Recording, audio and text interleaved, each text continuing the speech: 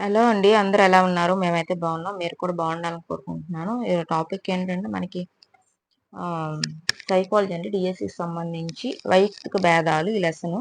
ఇది last video అండి. ఈ లెసన్కి సంబంధించి లాస్ట్ వీడియో. ఇది మొత్తం మన 7 వీడియోస్ వచ్చాయండి. మనకి వైయక్తిక భేదాలకు సంబంధించి ఒకసారి చూడండి. మన ఛానల్లో డైలీ డిఎస్సికి సంబంధించి వీడియోస్ పెడుతుంటున్నాము. అలాగే సోషల్ కంటెంట్ అయితే ఆఫ్ పెట్టామండి. ఇంకా ఆఫ్ ఉంది, అది కూడా అవుతుంది సోషల్ కంటెంట్. అలాగే మనకి తెలుగు కంటెంట్, తెలుగు మెథడాలజీ మొత్తం కంప్లీట్ చేస్తాము. ఒకసారి చూడండి. కొన్ని వీడియోస్ నేను డిస్క్రిప్షన్లో పెడతాను. చాలా మంది సబ్స్క్రైబ్ చేయకుండా చూస్తున్నారు. సబ్స్క్రైబ్ చేయండి, లైక్ చేసి సపోర్ట్ చేయండి. వీడియో మొత్తం స్కిప్ చేయకుండా చూడండి. నిన్నటి వీడియోకి కంటిన్యూషన్ అండి వీడియో. అంటే 7 వీడియోస్, ఇది 7 వీడియో, లాస్ట్ వీడియో వైయక్తిక భేదాలకు సంబంధించి ఒకసారి చూడండి. ముందు వీడియోస్ అని చూస్తేనే ఇది అర్థమవుతుంది. ఓకే, ఇప్పుడు టాపిక్లోకి వెళ్దాం. వైయక్తిక భేదాలు, దానికి సంబంధించి బిట్స్ మనం చూసుకుందాం ఈరోజు. చూడండి. ఫస్ట్ది, ప్రత్యేకమైన సందర్భాల నుండి ప్రారంభమై సాధారణ విషయాల వైపు పయనించడం అనేది ఏ రకమైన వివేచనకు నిదర్శనం అంటున్నారు? ప్రత్యేకమైన సందర్భాల నుండి ప్రారంభమై సాధారణ విషయాల వైపు పయనించడం అనేది ఏ రకమైన వివేచనకు నిదర్శనం అని అంటున్నారు. ఫస్ట్ చూడండి. ఆగమనక, నిగమన వివేచనక, ప్రయోగ వివేచనక, నిజ నిర్ధారణక అని అడుగుతున్నారండి. ఈ నాలుగింట్లో ఏంటంటే మనకి ఇక్కడ ఆప్షన్ 1 అండి. ఆగమన వివేచన అవుతుందండి. ప్రత్యేక సందర్భాల నుండి ప్రారంభమై సాధారణ విషయాల వైపు పయనించడం అనేది మనకి ఆగమన వివేచనకు నిదర్శనం అవుతుందండి. నెక్స్ట్ మనకు 18 చూడండి. సిద్ధాంతం నుండి సామాన్య విషయాలను రాబట్టడం ఏ రకమైన వివేచనం?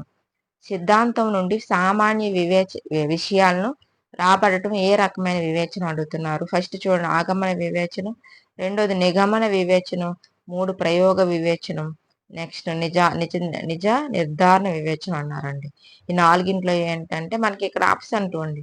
నిగమన వివేచనం. సిద్ధాంతం నుండి సామాన్య విషయాలు రాబట్టడం నిగమన వివేచనం అండి. ఇది నిగమన వివేచనం అవుతుందండి. నెక్స్ట్ మనకి 19 చూడండి.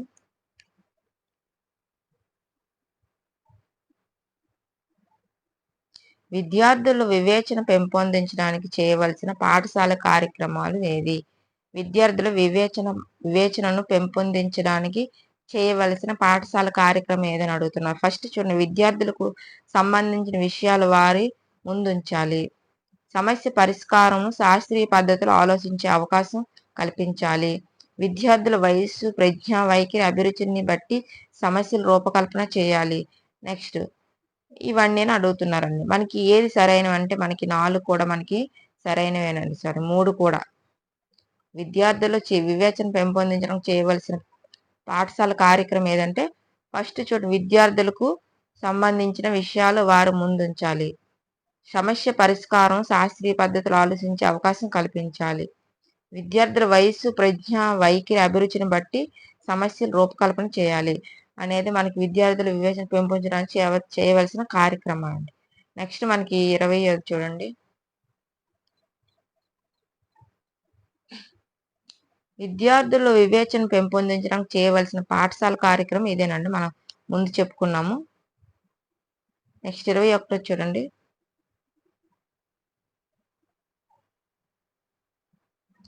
నవీన్ ప్రతిరోజు యోగా చేయడం ద్వారా అతని జ్ఞాపక శక్తి పెరిగినది. శ్రీలత ప్రతిరోజు యోగా చేయడం వల్ల ఆమె జ్ఞాపక శక్తి పెరిగింది. కావున మానవులు యోగా చేయడం వల్ల జ్ఞాపక శక్తి పెరుగుతుందన్నది ఏంటి? నవీన్ ప్రతిరోజు యోగా చేయడం ద్వారా అతని జ్ఞాపక శక్తి పెరిగినది. శ్రీలత ప్రతిరోజు యోగా చేయడం వల్ల ఆమె జ్ఞాపక శక్తి పెరిగినది. కావున మానవులు యోగా చేయడం వల్ల జ్ఞాపక శక్తి పెరుగుతుందన్నది ఏంటి? ఆగమన వివేచన, నిగమన వివేచన, ప్రయోగ వివేచన, నిర్ధారణ వివేచన. ఏమవుతుంది నాలుగింట్లో అంటే మనకి ఇక్కడ ఆప్షన్ 1 అండి. ఆగమన వివేచన అవుతుందండి. ఏమవుతుందండి? ఆగమన వివేచన అవుతుంది. నెక్స్ట్ మనకి 22ది. విద్యార్థుల వివేచన పెంపొందించడానికి చేయవలసిన కార్యక్రమం ఏది? విద్యార్థుల వివేచన పెంపొందించుటకు చేయవలసిన కార్యక్రమం ఏంటి? ఫస్ట్ చూడండి. విద్యార్థులు గత అనుభవాలను వినియోగించుకున్న వీలు కల్పించాలి. నిర్ణయాలు తీసుకోవడంలో తర్ఫీదు ఇవ్వాలి. పాఠ్యాంశాలు స్థానిక సమస్యల మీద చర్యలు ఏర్పాటు చేయాలి. ఈ మూడింట్లో ఏది కరెక్ట్ అని అడుగుతున్నారండి. మనకి ఇక్కడ చూసుకుంటే 3 కూడా మనకి సరైనవేనండి. విద్యార్థుల వివేచన పెంపొందించడానికి చేయవలసిన కార్యక్రమం ఏదంటే ఫస్ట్ చూడండి. విద్యార్థులు గత అనుభవాలను వినియోగించుకునే వీలు కల్పించాలి. నిర్ణయాలు తీసుకోవడంలో తర్ఫీదు ఇవ్వాలి. పాఠ్యాంశాలు స్థానిక సమస్యల మీద చర్చలు ఏర్పాటు చేయాలి. విద్యార్థుల గత అనుభవాలను వినియోగించుకునే వీలు కనిపించాలి. నిర్ణయాలు తీసుకోవడంలో తర్ఫీదు ఇవ్వాలి. పాఠ్యాంశాలు స్థానిక సమస్యల మీద చర్యలు ఏర్పాటు చేయాలి. ఇవన్నీ కూడా మనకి సరైన వాక్యాలే. నెక్స్ట్ మనకి 23 చూడండి. ఉష్ణమును గ్రహించినప్పుడు ఘనపదార్థాలు వ్యాకోచిస్తాయి. బంగారం, వెండి, రాగి, ఇనుము ఘనపదార్థాలు కాబట్టి ఇవి వేడి చేసినప్పుడు వ్యాకోచిస్తాయి అన్నది ఏమిటి? ఉష్ణమును గ్రహించినప్పుడు ఘనపదార్థాలు వ్యాకోచిస్తాయి. బంగారం, వెండి, రాగి, ఇనుము ఘనపదార్థాలు కాబట్టి ఇవి వేడి చేసినప్పుడు వ్యాకోచిస్తాయి అన్నది ఏంటి? ఆగమన వివేచన, నిగమన వివేచన, ప్రయోగ వివేచన, నిజ నిర్ధారణ వివేచన. ఏమవుతుంది 4 అంటే మనకి ఇక్కడ ఆప్షను 2 అండి. నిగమన వివేచన అవుతుందండి. ఉష్ణమును గ్రహించినప్పుడు ఘనపదార్థాలు వ్యాకోచిస్తాయి. బంగారం, వెండి, రాగి, ఇనుము ఘనపదార్థాలు కాబట్టి ఇవి వేడి చేసినప్పుడు వ్యాకోచిస్తాయి అన్నది మనకి నిగమన వివేచన. నెక్స్ట్ మనకి 24 చూడండి. మనుషులందరూ మరణిస్తారు. కిషోర్ మనిషి కాబట్టి మరణిస్తాడు అన్నది ఏంటి? మనుషులందరూ మరణిస్తారు. కిషోర్ మనిషి కాబట్టి మరణిస్తాడు అన్నది ఏంటి? ఆగమన వివేచన, నిగమన వివేచన, ప్రయోగ వివేచన, నిజ నిర్ధారణ వివేచన. ఏమవుతుంది 4 అంటే మనకి ఇక్కడ ఆప్షను 2 అండి. నిగమన వివేచన, మనుషులందరూ మరణిస్తారు. కిషోర్ మనిషి కాబట్టి మరణిస్తాడు అన్నది నిగమన వివేచన అవుతుందండి. నెక్స్ట్ 25 చూడండి. మహాత్మా గాంధీ భారతీయుడు, తాత్వికుడు.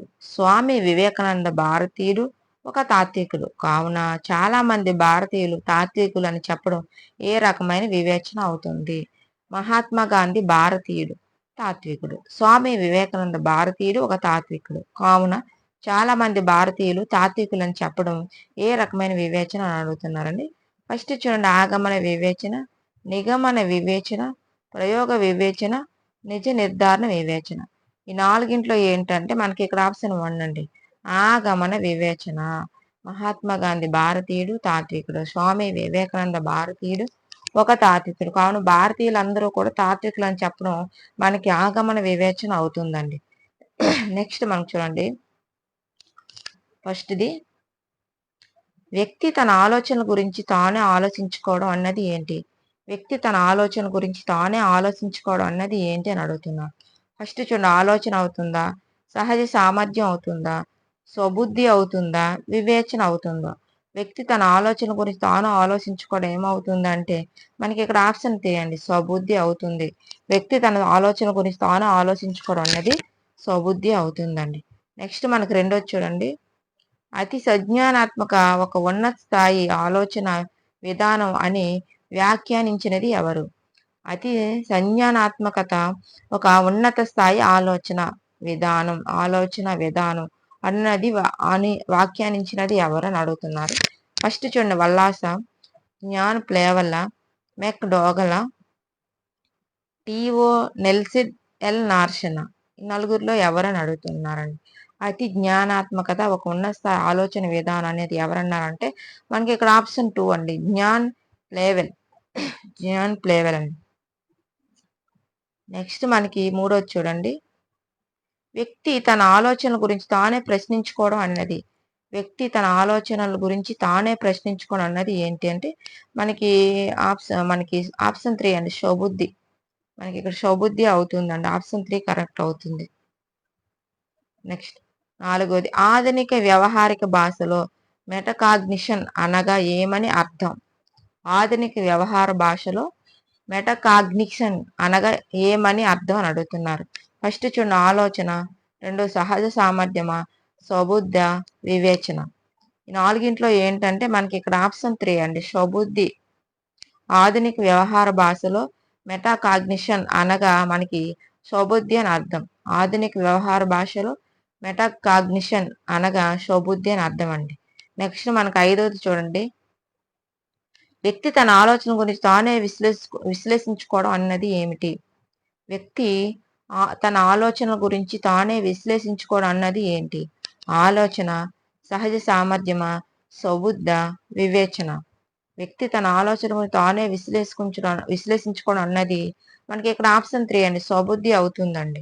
వ్యక్తి తన ఆలోచన గురించి తానే విశ్లేషించుకోవడం అనేది స్వబుద్ధి అవుతుంది. నెక్స్ట్ మనకు 6వది చూడండి. అతి సంజ్ఞానాత్మకత అనగా ఆలోచనలను పర్యవేక్షించే తీర్పునివ్వడం అని వ్యాఖ్యానించడం అన్నది అని ఈ వాక్యం ఎవరన్నారు అని అడుగుతున్నారు. అతి సంజ్ఞానాత్మకత అనగా ఆలోచనలను పర్యవేక్షించే తీర్పునివ్వడం అని ఎవరన్నారు అని అడుగుతున్నారండి. మనకి ఇక్కడ ఫస్ట్ చూడండి, వల్లాస, జాన్ ప్లేవల, మెక్డోగల్, టిఓ నెల్సన్, ఎల్ వార్షన ఎవరన్నారని అడుగుతున్నారండి. 4 మనకు ఆప్షన్ 4 అండి, టిఓ నెల్సిడ్, ఎల్ నారెన్స్. ఈ 4 మనకి ఆప్షన్ 4 అనేది కరెక్ట్ అండి. అయితే సంజ్ఞానాత్మకత అనగా ఆలోచనలు పర్యవేక్షించే తీర్పునివ్వడం అని టిఓ నెల్సన్, ఎల్ నార్షన్ అన్నారండి. నెక్స్ట్ మనకి 7వది, వ్యక్తి తన ఆలోచన గురించి తానే మదింపు చేసుకోవడం అన్నది ఏంటి? వ్యక్తి తన ఆలోచన గురించి తానే మదింపు చేసుకోవడం అనేది ఏంటి అని అడుగుతున్నారు. ఫస్ట్ చూడండి, ఆలోచన, సహజ సామర్థ్యమా, స్వబుద్ధ, వివేచన. ఈ 4 ఏంటి అంటే మనకి ఇక్కడ ఆప్షన్ 3 అండి, స్వబుద్ధి అవుతుంది. వ్యక్తి తన ఆలోచన గురించి తానే మదింపు చేసుకోవడం అనేది స్వబుద్ధి అవుతుందండి. వ్యక్తి తన ఆలోచన గురించి తానే మదింపు చేసుకోవడం అనేది స్వబుద్ధి అవుతుందండి.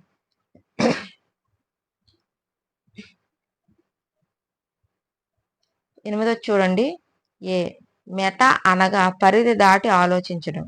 బి మెటా అనగా పరిధికి వెలుపల తెలుసుకోవడం. ఇందులో ఏదంటే మనకి ఇక్కడ ఆప్షన్ 4 అనేది కరెక్ట్ అండి. ఏ సరైనదే, బి కూడా సరైనదేనండి. మెటా అనగా పరిధి దాటి ఆలోచించడం, మెటా అనగా పరిధికి వెలుపల తెలుసుకోవడం. ఇవన్నీ కూడా మనకి సరైన వాక్యాలండి. మెటా అనగా పరిధి దాటి ఆలోచించడం, మెటా అనగా పరిధికి వెలుపల తెలుసుకోవడం. నెక్స్ట్ మనకి 9వది చూడండి, వ్యక్తులు తమ అభ్యాస అనుభవాలను నియంత్రించుకోవడం అనేది అతి సంజ్ఞానాత్మకతలో ఏ అంశీభూతానికి చెందుతుంది అని అడుగుతున్నారండి. వ్యక్తులు తమ అభ్యాస అనుభవాలను నియంత్రించుకోవడం అనేది అతి సంజ్ఞానాత్మకతలో ఏ అంశీభూతానికి చెందినది అని అడుగుతున్నారండి. ఫస్ట్ చూడండి, అతి సంజ్ఞానాత్మక జ్ఞానమా, అతి సంజ్ఞానాత్మక నియంత్రణ, అతి సంజ్ఞానాత్మకత అనుభవాల, ఏది కాదని అడుగుతున్నారండి. ఈ 4 మనకి ఇక్కడ ఆప్షన్ 2 అండి, అతి సంజ్ఞానాత్మక నియంత్రణ అవుతుందండి. వ్యక్తులు తమ అభ్యాస అనుభవాలను నియంత్రించుకోవడం అనేది అతి సంజ్ఞానాత్మకతలో ఏ అంశీభూతానికి చెందినది అంటే అతి సంజ్ఞానాత్మక నియంత్రణ అంశీభూతానికి చెందినది. నెక్స్ట్ మనకు 10వది చూడండి, ఏ అతి సంజ్ఞానాత్మకత అభ్యాసన నైపుణ్యాలు, స్మృతి, సామర్థ్యాల గురించి తెలుపుతుంది. అతి సంజ్ఞానాత్మకత అభ్యాసన నైపుణ్యాలు, శృతి, సామర్థ్యాల గురించి తెలుపుతుంది. నెక్స్ట్, అతి సంజ్ఞానాత్మక అభ్యాసన పర్యవేక్షణ గురించి తెలుపుతుంది. ఇందులో ఏది సరైనదని అడుగుతున్నారని మనకి ఆప్షన్ 4 అండి, ఏబి 2 కూడా సరైనవే. అతి సంజ్ఞానాత్మకత అభ్యాస నైపుణ్యాలను, స్మృతి, సామర్థ్యాల గురించి తెలుపుతుంది. అతి సంజ్ఞానాత్మకత అభ్యాసన పర్యవేక్షణల గురించి తెలుపుతుంది. ఈ 2 కూడా మనకి సరైనదే. నెక్స్ట్ మనకు 11 చూడండి, ప్రస్తుత భావి సంజ్ఞానాత్మకతకు ప్రయత్నించడం అనేది అతి సంజ్ఞానాత్మకతలో ఏ అంశీభూతానికి చెందుతుంది? ప్రస్తుత భావి సంజ్ఞానాత్మకతకు ప్రయత్నించడం అనేది అతి సంజ్ఞానాత్మకతలో ఏ అంశీభూతానికి చెందుతుంది అని అడుగుతున్నారు. ఫస్ట్ చూడండి, అతి సంజ్ఞానాత్మక జ్ఞానం, అతి సంజ్ఞానాత్మకత నియంత్రణ, అతి సంజ్ఞానాత్మకత అనుభవాలు అన్నారు. ఈ 4 ఏంటంటే మనకి ఇక్కడ ఆప్షన్ 3 అండి, అతి సంజ్ఞానాత్మకత అనుభవాలు. ప్రస్తుత భావి సంజ్ఞానాత్మక ప్రయత్నించడం అనేది అతి సంజ్ఞానాత్మకతలో ఏ అంశీభూతానికి చెందుతుంది అంటే ఆప్షన్ 3 అండి, అతి సంజ్ఞానాత్మకత అనుభవాలకు చెందుతుంది. నెక్స్ట్ మనకి 12వది, మెటా అనగా ఆ పైన ఆలోచించడం, మెటా అనగా పరిధి దాటి ఆలోచించడం అన్నాడండి. ఇందులో ఏది సరైనదంటే ఆప్షన్ 4 అండి, ఏబి, మెటా అనగా ఆ పైన ఆలోచించడం. నెక్స్ట్ మెటా అనగా పరిధి దాటి ఆలోచించడం. ఈ రెండు కూడా మనకి సరైనవే. నెక్స్ట్ మనకి చూడండి మూడోది, మెటాగ్నిషియన్లోని ప్రక్రియలను పఠనంలో ఉపయోగించుకోవడంలో భాగంగా నేను చదివినది ఎంతవరకు నాకు అర్థమైంది అని ప్రశ్నించుకుంటూ వాటి సమాధానాలు ఏర్పరచుకుంటూ ముందుకు సాగడం అనేది ఏ అంశానికి చెందుతుంది? మరొకసారి చూడండి, మెటా కాగ్నిషన్లోని ప్రక్రియలను పఠనంలో ఉపయోగించుకోవడంలో భాగంగా నేను చదివినది ఎంతవరకు నాకు అర్థమైంది అని ప్రశ్నించుకుంటూ వాటి సమాధానాలు ఏర్పరచుకుంటూ ముందుకు సాగడం అనేది ఏ అంశానికి చెందుతుంది అంటే మనకి ఇక్కడ ఆప్షన్ 2 అండి. పఠన కార్యక్రమాలు పర్యవేక్షించుకోవడం. పఠన కార్యక్రమాలు పర్యవేక్షించుకోవడం అవుతుందండి. నెక్స్ట్ మనకి చూడండి 14ది, మెటా కాగ్నిషన్లోని ప్రక్రియలను పఠనంలో ఉపయోగించుకోవడంలో భాగంగా పాఠ్యాంశాలను తన సొంత మాటల్లో వివరించడం ఏ అంశానికి చెందుతుంది? మెటా కాగ్నిషన్లోని ప్రక్రియలను పఠనంలో ఉపయోగించుకోవడంలో భాగంగా పాఠ్యాంశాలను తన సొంత మాటలలో వివరించడం ఏ అంశానికి చెందుతుంది అని అడుగుతున్నారు. ఫస్ట్ చూడండి, పఠన ప్రణాళికలు ఏర్పరచుకోవడం, పఠన కార్యక్రమాలను పర్యవేక్షించుకోవడం, పఠన ఫలితాన్ని మూల్యాంకనం చేసుకోవడం. ఏమవుతుందంటే మనకి ఇక్కడ ఆప్షన్ 1 అండి. పఠన ప్రణాళికను ఏర్పరచుకోవడం అవుతుందండి.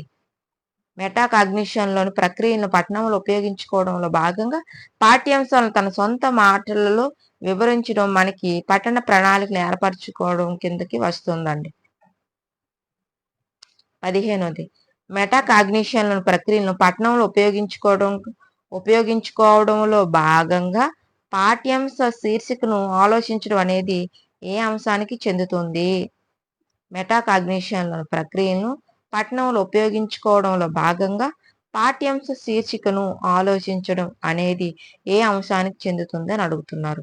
ఫస్ట్ చూడండి, పఠన ప్రణాళికను ఏర్పరచుకోవడం, పఠన కార్యక్రమాలు పర్యవేక్షించడం, పఠన ఫలితాన్ని మూల్యాంకనం చేసుకోవడం, పైవన్నీ అని అడుగుతున్నారు అండి. నాలుగింట్లో ఏంటంటే మనకు ఆప్షన్ 1 అండి, పఠన ప్రణాళికను ఏర్పరచుకోవడం. మెటా కాగ్నిషన్ ప్రక్రియలను పఠనంలో ఉపయోగించుకోవడంలో భాగంగా పాఠ్యాంశ శీర్షికను ఆలోచించడం అనేది మనకి పఠన ప్రణాళిక ఏర్పరచుకోవడంకు చెందుతుందండి. నెక్స్ట్ మనకు 16ది, వెంకట్ తన సొంత ఆలోచనల గురించి ఆలోచిస్తున్నాడు. వెంకట్ తన సొంత ఆలోచనల గురించి ఆలోచిస్తున్నాడు. ఇది అతి సంజ్ఞానాత్మకతో ఏ రకమైన ఆలోచనను తెలియజేస్తుందని అడుగుతున్నారు. వెంకట్ తన సొంత ఆలోచనల గురించి ఆలోచిస్తున్నాడు. ఇది అతి సంజ్ఞానాత్మకతో ఏ రకమైన ఆలోచనను తెలియజేస్తుందని అడుగుతున్నారు. ఫస్ట్ చూడండి, డిక్లరేటివ్ ఆలోచన, విధానపర ఆలోచన, వ్యూహాత్మక ఆలోచన, నిర్దిష్ట ఆలోచన. ఏమవుతుంది నాలుగింట్లో అంటే మనకి ఇక్కడ ఆప్షన్ 1 అండి, డిక్లరేటివ్ ఆలోచన అవుతుందండి. ఏమవుతుందండి? డిక్లరేటివ్ ఆలోచన అవుతుంది. వెంకట్ తన సొంత ఆలోచన గురించి ఆలోచిస్తున్నాడు. ఇది అతి సంజ్ఞానాత్మకలో ఏ రకమైన ఆలోచన తెలియజేస్తుందంటే డిక్లరేటివ్ ఆలోచన తెలియజేస్తుందండి. వీడియో మాత్రం స్కిప్ చేయకుండా చూడండి, లైక్ చేసి సపోర్ట్ చేయండి ఫ్రెండ్స్.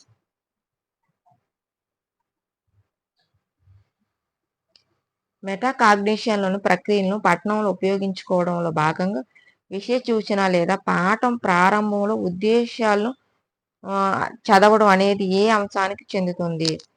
మెటా కాగ్నిషన్లోని ప్రక్రియలను పఠనంలో ఉపయోగించుకోవడంలో భాగంగా విషయ సూచికను లేదా పాఠం ప్రారంభంలో ఉద్దేశాలను చదవడం అనేది ఏ అంశానికి చెందుతుంది అని అడుగుతున్నారు. ఫస్ట్ చూడండి, పఠన ప్రణాళికను ఏర్పరచుకోవడం, పఠన కార్యక్రమాలు పర్యవేక్షించడం, పఠన ఫలితాన్ని మూల్యాంకనం చేయడం లేదా పైవన్నీ అని అడుగుతున్నారు. ఈ నాలుగింట్లో ఏంటంటే మనకు ఆప్షన్ 1 అండి, పఠన ప్రణాళికను ఏర్పరచుకోవడం. మెటా కాగ్నిషన్లోని ప్రక్రియలను పఠనంలో ఉపయోగించుకోవడంలో భాగంగా విషయ సూచన లేదా పాఠం ప్రారంభంలో ఉద్దేశాలు చదవడం అనేది ఏ అంశానికి చెందుతుందంటే పఠన ప్రణాళికను ఏర్పరచుకోవడానికి చెందుతుందండి. నెక్స్ట్ మనకు 18దో చూడండి, లక్ష్మణ్ క్లిష్టమైన పనిని గుర్తించి పూర్తి చేశాడు. ఇది అతి సంజ్ఞానాత్మకతలో ఏ రకమైన ఆలోచనను తెలియజేస్తుంది? లక్ష్మణ్ క్లిష్టమైన పనిని గుర్తించి పూర్తి చేశాడు. ఇది అతి సంజ్ఞానాత్మకతలో ఏ రకమైన ఆలోచనను తెలియజేస్తుంది అని అడుగుతున్నారు. ఫస్ట్ చూడండి, డిక్లరేటివ్ ఆలోచన, విధానపర ఆలోచన, వ్యూహాత్మక ఆలోచన, నిర్దిష్ట ఆలోచన. ఏ ఆలోచన అంటే మనకి ఇక్కడ ఆప్షన్ 2 అండి. విధానపర ఆలోచన అవుతుందండి. విధానపర ఆలోచన అవుతుంది. లక్ష్మణ్కి ఇష్టమైన పని గుర్తించి పూర్తి చేయడం. ఇది అతి సంజ్ఞానాత్మకతలో ఏ రకమైన ఆలోచన తెలియజేస్తుందంటే విధానపర ఆలోచన తెలియజేస్తుందండి. నెక్స్ట్ మనకు 19 చూడండి. మెటా కాగ్నిషన్లోని ప్రక్రియలను పఠనంలో ఉపయోగించుకోవడంలో భాగంగా విద్యార్థి తన ఆలోచనను పర్యవేక్షించుకుంటూ గమనిస్తూ పాఠంను చదవడం వలన చదువుతున్నది అర్థం అవుతున్నదా లేదా అని తన మనస్సు పఠనం నుండి దారి తప్పుతున్నదా అనే విషయాల గురించి ఆలోచించడం అనేది ఏ అంశానికి చెందుతుంది? మరొకసారి చూడండి. మెటా కాగ్నిషన్లోని ప్రక్రియలను పఠనంలో ఉపయోగించుకోవడంలో భాగంగా విద్యార్థి తన ఆలోచనలను పర్యవేక్షించుకుంటూ గమనిస్తూ పాఠంను చదవటం వలన చదువుతున్నది అర్థం అవుతున్నదా లేదా అని తన మనస్సు పఠనం నుండి దారి తప్పుతున్నదా అనే విషయాల గురించి ఆలోచించడం అనేది ఏ అంశానికి చెందుతుంది అని అడుగుతున్నారు. ఫస్ట్ చూడండి, పఠన ప్రణాళికను ఏర్పరచుకోవడం, పఠన కార్యక్రమాలు పర్యవేక్షించడం, పఠన ఫలితాన్ని మూల్యాంకనం చేసుకోవడం. ఈ మూడింట్లో ఏంటంటే మనకు ఆప్షన్ 2 ఉంది. పఠన కార్యక్రమాలు పర్యవేక్షించుకోవడం, పఠన కార్యక్రమాలు పర్యవేక్షించుకోవడం అవుతుందండి. నెక్స్ట్ మనకి 25 చూడండి. మెటా కాగ్నిషన్లోని ప్రక్రియలను పఠనంలో ఉపయోగించుకోవడంలో భాగంగా పఠనం కానీ పాఠ్య పుస్తకంలోని అంశాలు క్రమంలో అమర్చే విధానాన్ని గురించి ఆలోచించడం ఏ అంశానికి చెందుతుంది? మెటా కాగ్నిషన్ ప్రక్రియలను పఠనంలో ఉపయోగించుకోవడంలో భాగంగా పాఠం కానీ పాఠ్యాంశాలు క్రమంలో అమర్చే విధానం గురించి ఆలోచించడం ఏ అంశానికి చెందుతుంది అని అడుగుతున్నారు. ఫస్ట్ చూడండి, పఠన ప్రణాళికను ఏర్పరచుకోవడం, పఠన కార్యక్రమాలు పర్యవేక్షించుకోవడం, పఠన ఫలితాన్ని మూల్యాంకనం చేసుకోవడం. ఈ నాలుగింట్లో ఏంటంటే మనకు ఆప్షన్ 1 అండి, పఠన ప్రణాళికను ఏర్పరచుకోవడం. నెక్స్ట్ మనకు చూడండి 21ది, జ్యోత్స్న అభ్యాసనను సులభం చేసే విధానాలను గుర్తించింది. ఇది అతి సంజ్ఞానాత్మకతలో ఏ రకమైన ఆలోచనను తెలియజేస్తుంది? జ్యోత్స్న అభ్యాసను సులభం చేసే విధానాలను గుర్తించింది. ఇది అతి సంజ్ఞానాత్మకతలో ఏ రకమైన ఆలోచన తెలియజేస్తుంది అని అడుగుతున్నారు. ఫస్ట్ చూడండి, డిక్లరేటివ్ ఆలోచన, విధానపర ఆలోచన, వ్యూహాత్మక ఆలోచన, నిర్దిష్ట ఆలోచన. నాలుగింట్లో ఏంటంటే మనకి ఇక్కడ ఆప్షన్ 3 అండి, ఊహాత్మక ఆలోచన అండి. వ్యూహాత్మక ఆలోచన అవుతుంది. జ్యోత్స్న అభ్యాసను సులభం చేసే విధానం గుర్తించింది.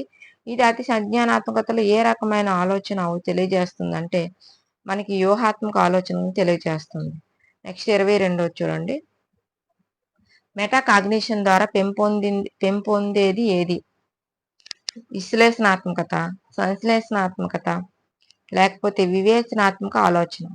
మెటా కాగ్నిషన్ ద్వారా పెంపొందింది ఏది అని అడుగుతున్నారు. ఈ నాలుగింట్లో మనకి ఇక్కడ ఆప్షన్ 4 అండి. ఈ మూడు కూడా సరైనవే. విశ్లేషణాత్మకత, సంశ్లేషణాత్మకత, వివేచనాత్మక ఆలోచన. మెటా కాగ్నిషన్ ద్వారా పెంపొందించింది ఏంటంటే విశ్లేషణాత్మకత, సంశ్లేషణాత్మకత, వివేచనాత్మకత. ఈ మూడు కూడా మనకి మెటా కాగ్నిషన్ ద్వారా పెంపొందిస్తాయి. నెక్స్ట్ 23 చూడండి. మెటా కాగ్నిషన్లోని ప్రక్రియలను పఠనంలో ఉపయోగించుకోవడంలో భాగంగా తెలిసిన విషయాలతో పాఠం చదివి తెలుసుకున్న అంశాలను అనుసంధానం చేయడం అనేది ఏ అంశానికి చెందుతుంది? మెటా కాగ్నిషన్లోని ప్రక్రియలను పఠనంలో ఉపయోగించుకోవడంలో భాగంగా తెలిసిన విషయాలతో పాఠం చదివి తెలుసుకున్న అంశాలను అనుసంధానం చేయడం అనేది ఏ అంశానికి చెందుతుందని అడుగుతున్నారు. ఫస్ట్ పఠన ప్రణాళికను ఏర్పరచుకోవడం, పఠన కార్యక్రమం పర్యవేక్షించుకోవడం, పఠన ఫలితాన్ని మూల్యాంకనం చేసుకోవడం, లేదా పైవన్నీ అని అడుగుతున్నారండి. మనకి ఇక్కడ ఆప్షన్ 1 అండి, పఠన ప్రణాళికను ఏర్పరచుకోవడం. పఠన ప్రణాళికను ఏర్పరచుకోవడం మనకు ఆప్షన్ 1 అనేది కరెక్ట్ అవుతుంది. నెక్స్ట్ 25, యమున అనే విద్యార్థిని తన గురించి తాను తెలుసుకోవడం అనేది అతి సంజ్ఞానాత్మకతలో ఏ అంశీభూతానికి చెందుతుంది? యమున అనే విద్యార్థిని తన గురించి తాను తెలుసుకోవడం అనేది అతి సంజ్ఞానాత్మకతలో ఏ అంశీభూతానికి చెందుతుంది అని అడుగుతున్నాను. ఫస్ట్ చూడండి, అతి సంజ్ఞానాత్మక జ్ఞానము, అతి సంజ్ఞానాత్మక నియంత్రణ, అతి సంజ్ఞానాత్మక అనుభవాల లేకపోతే ఏది కాదని అడుగుతున్నారండి. ఈ 4 మనకు ఆప్షన్ 1 అండి. అతి సంజ్ఞానాత్మకత అనుభవం అండి. యమున అనే విద్యార్థిని తన గురించి తాను తెలుసుకోవడం అనేది అతి సంజ్ఞానాత్మక జ్ఞానంలోకి చెందుతుందండి.